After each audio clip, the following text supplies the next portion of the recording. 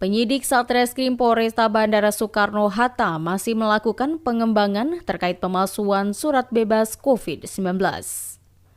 Polisi kembali menetapkan satu orang tersangka berinisial H yang ditangkap di Terminal 3 Bandara Soekarno-Hatta. Sehari-hari tersangka diketahui bekerja sebagai protokoler institusi negara dan juga merangkap sebagai calo dokumen kesehatan PCR palsu.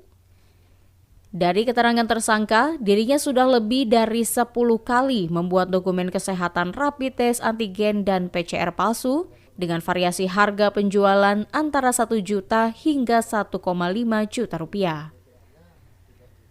Dengan ditangkapnya satu orang tersangka berinisial H, total sementara ada 16 orang tersangka yang sudah ditangkap oleh petugas Satreskrim Polresta Bandara Soekarno-Hatta dengan berbagai tugas dan peran. Sebelumnya polisi sudah menetapkan 15 tersangka dalam kasus tersebut. Bahkan salah satu tersangka yang berinisial U yang merupakan otak pembuat PCR palsu terindikasi positif COVID-19. Hal ini berdasarkan hasil dari tes cepat antigen yang dilakukan pihak penyidik. Menurut Kasat Reskrim Polresta Bandara Soekarno-Hatta, ke-16 yang sudah diamankan berperan sebagai pencari penumpang yang membutuhkan dokumen kesehatan dengan memastikan tanpa harus antri dan diperiksa kesehatannya. Namun tersangka lupa sudah berapa surat palsu yang dikeluarkan.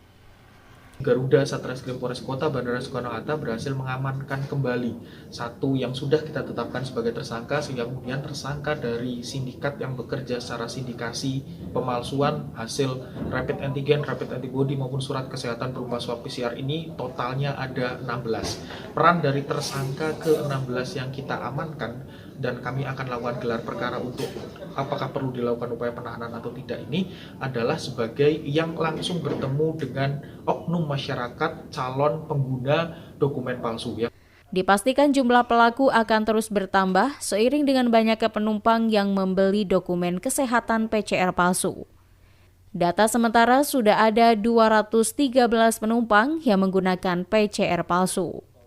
Sementara para pelaku dijerat dengan pasal 93, pasal 14 Undang-Undang Kesehatan tentang wabah penyakit menular dan pasal 263 dan 268 tentang pemalsuan surat dengan ancaman hukuman maksimal 6 tahun penjara. Ariel Maranus dan Taufik Saleh melaporkan dari Tangerang, Banten.